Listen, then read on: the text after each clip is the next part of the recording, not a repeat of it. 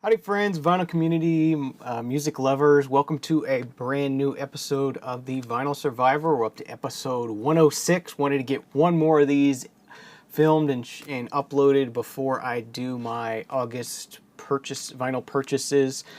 So let's just go ahead and get into this episode. Hope everyone's doing well, having a great day. First thing I have here to talk about is the double live album from Neil Young and Crazy Horse. This is Live Rust, released on November 1979. This is comprised of some live shows he did in '78, I believe, with Crazy Horse. Just a classic live album here. Sort of Neil Young in his prime, I guess you could say. Had a lot of material to work with. A lot of great stuff on here. You got Sugar Mountain, Comes a Time, After the Gold Rush, My, Hey, Hey, The Needle and the Damage Done, Sedan Delivery, Powderfinger, Cortez Killer, Cinnamon Girl, Like a Hurricane, Hey, My, Again, and Tonight's the Night. Just a killer double live album here. There we go. Concert photo there in the gatefold. Some more photos on the inner sleeves on these. It's on the Reprise, sort of brownish tan label. And yeah, pretty much a classic album. If you're a Neil Young fan, you probably have this or have listened to it before. Just a really good, enjoyable live piece from Neil Young. I'm never actually going to pay the money it costs to go see a Neil Young concert, so it's cool to hear some of this live stuff on here. I like the button here on his guitar strap is Jimi Hendrix. It's pretty cool. So yeah, that's Live Rust, Neil Young, Crazy Horse, staying in the collection. Really like this one, and if you like Neil Young, then it's a classic, I guess. Okay, next thing I have to talk about, moving into the 80s here, into some synth pop sort of stuff. Definitely more pop oriented. This is a-ha with Hunting High and Low from June 1985, their debut album. This one, of course, features Take On Me on it. And I hadn't heard a-ha beyond, Take On Me, so it was really cool to hear this album. I really thoroughly enjoyed it. I wasn't expecting much. I was like, well, they're kind of a one-hit wonder. Wasn't really expecting, they had Scoundrel Days, which came after this, which is pretty good, which is in the collection back there. Yeah, I really was surprised at how much I like this whole album. It's really quality musicianship here, quality writing, really good sort of 80s pop. The rest of this album is great, I would say. It was really enjoyable. As I said, really good writing, really good musically, and thoroughly enjoyed this one. Black and white photo on the inner sleeve on this one, on the Warner Brothers white label. So a-ha's Hunting High and Low, really good. Check it out if you think you might like it. If you're into 80s stuff and for some reason you don't have this album, don't pass it up. I think it's a really good album all the way through. I was surprised. This is one you can just put on and you don't just want to listen to one or two songs on here. It's good all the way through. Okay, the next album I have to talk about, staying in the 80s sort of pop, synth pop sort of vein. We have Bronski Beat, which is The Age of Consent from October 1984. This is just a classic album from them. The Age of Consent, referring to the difference in the age of consent for gay versus straight people that was happening in the 80s. So this is even though it's very poppy, it's very dancey, it's something that you would hear in a nightclub. It's also very, very political, pro-gay type stuff. Just amazing, an amazing album. I hadn't really listened to this in the past before. Seriously, you have Y is on here, as well as Small Town Boy, and their cover of I Feel Love as well. It's just awesome. But this album is excellent through and through. As I said, very, very political on its surface. It's very poppy, it's very dancey, it's very nightclub sounding, very, very synthy. If you dig deeper, there's a lot more to these songs and to the meaning of the songs, and I'm in love with this album. And I see why it was such an important album, particularly for the LGBT community in general. And, in the 80s was a really rough time for us. And I think this was an excellent piece of art. And happy to have this in the collection. The inner sleeve features some photography here, and then lyrics on this side. And on the UK presses and the original first US pressings, they had the age of consent for different countries around the world listed down here. This is a later US pressing. It does not have the ages printed on here. I do have a UK pressing.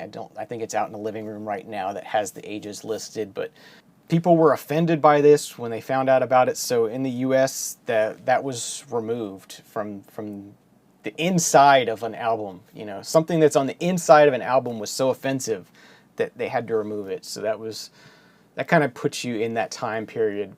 Just listing the ages of consent for homosexual sex was offensive on the inside of an album. We've got a long way to go, but we've come a long way. So this is a US pressing on MCA Records. So that's Bronski Beat, The Age of Consent.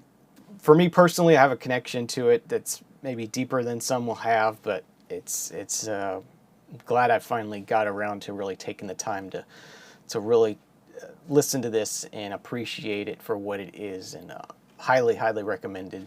Okay, moving back into the 1970s, we have another sort of Neil Young sort of thing here. This is a compilation of the Buffalo Springfield, titled just the Buffalo Springfield, from November 1973, 2 LP set. Sort of a lot of the Buffalo Springfield music here. At the time, they were having a lot of disagreements about the direction of the band, and Crosby, Stills, Nash & Young was sort of taken off at the time. They put out this compilation here. Has a lot of great music on it, though. A lot of stuff, some stuff on here that still hasn't been released on digital, as far as I know. But just a really cool comp here. Glad I picked this one up. I mean, it opens with For What It's Worth on here. Mr. Soul is on here. Bluebird. It's on the Atco yellow label. Really good label, in my opinion. Always like the way these sound. They seem to hold up really well to age. So that's always a good thing. So yeah, Buffalo Springfield, self-titled compilation, 2 LP set. Just some really good music, a good compilation, and a good one to have. So going to be keeping that one as well. All right, the next thing we have to talk about is a VC darling, a record collector darling in general, something that people really seem to love, I guess you could say, and that is Love Forever Changes. This was from 1967, November 1967 is when this was released. Classic sort of psych rock, pop psych rock, you know, sort of ventures into different areas. And as hyped as this album was, it didn't quite live up to the hype for me. It's a great album. It's good. It's a good album. It just wasn't that, you know, perfect 10 album that I was hyped up to believe it was. It's good. It's good music. I enjoyed it. You know, Arthur Lee is great.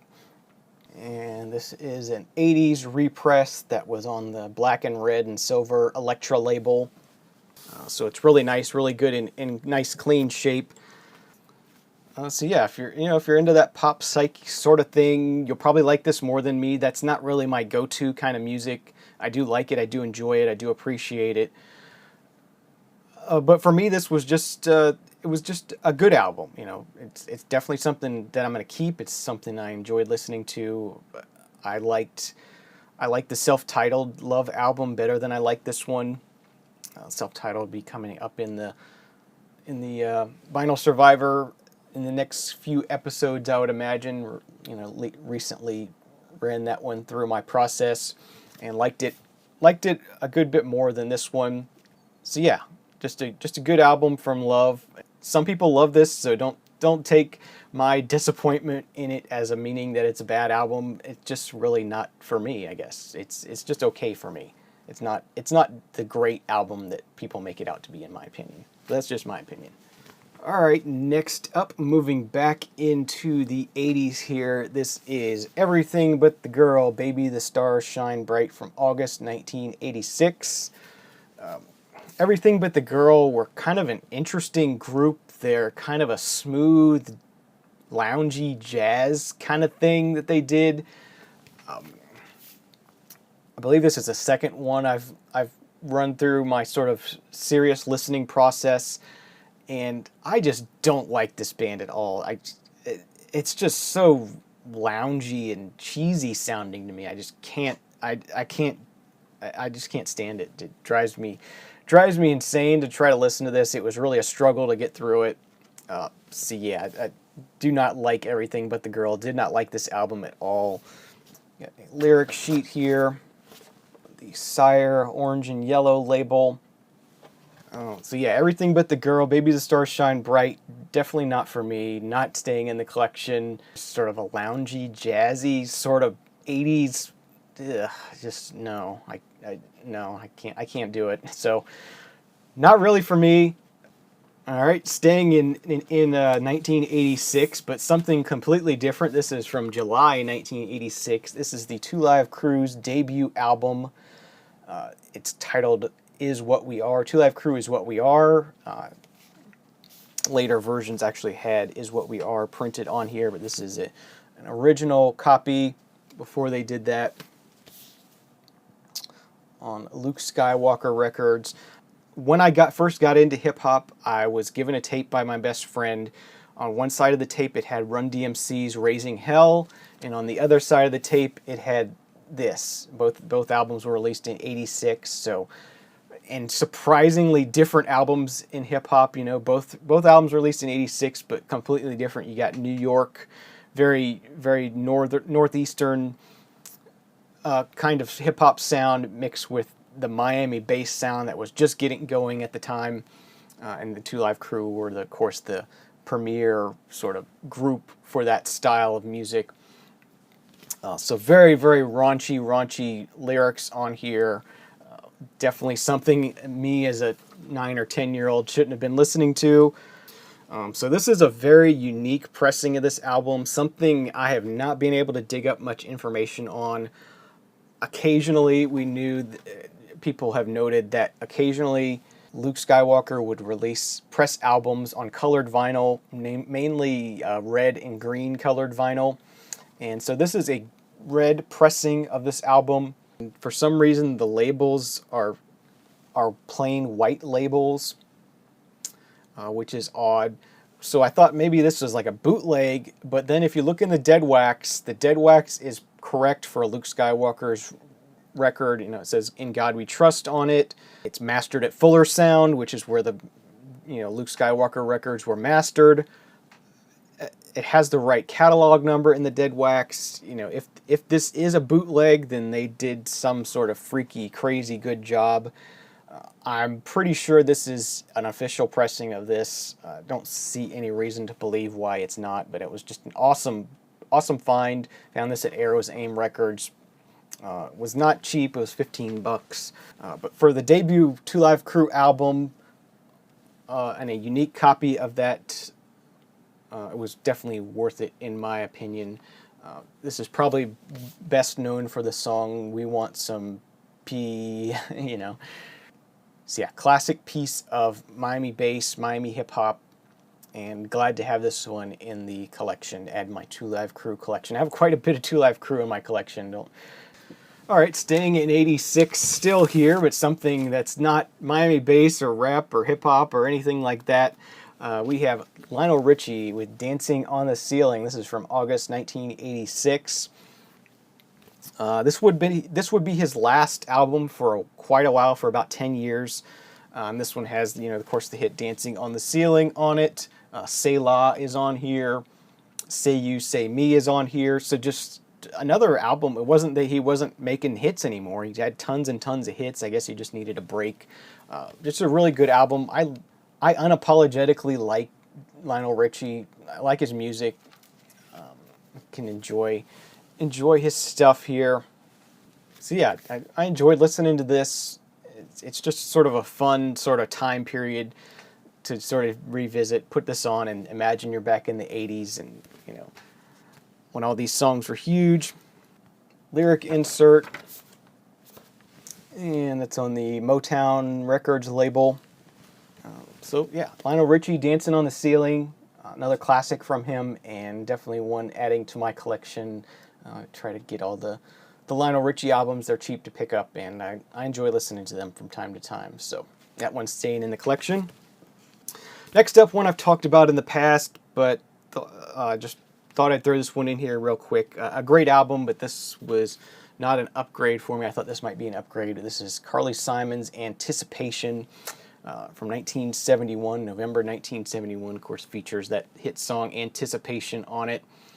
Just some good original singer-songwriter, folky kind of stuff here. Electra Butterfly label. This is a little bit later pressing. I have an original pressing in the collection already. The cover was a metallic, had sort of a metallic blue finish to it, so it shined a little bit more, stood out a little bit more than this one. So yeah, it's a good album. It's one that is in my collection, and you know, this is not a keeper for me, but just something to talk about. And last but not least was a prize gift from Bill DeVerata, Box of Sound. Bill's Box of Sound had a subscriber contest and actually gave prizes to everybody that entered, so it was really cool. And this is the prize I chose. This is Black Sabbath's Volume 4 from September 1972, classic Black Sabbath album. I believe this is the beginning of the Tony Iommi period.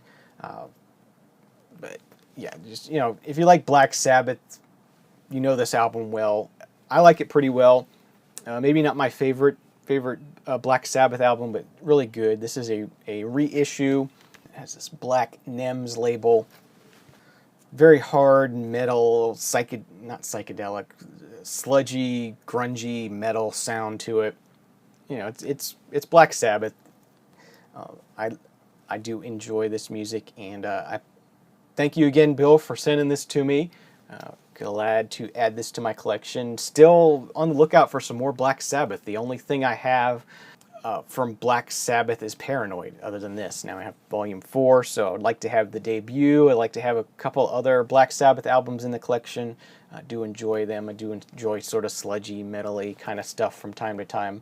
Definitely enjoy that kind of stuff more than just straight-ahead modern sort of heavy metal kind of sound.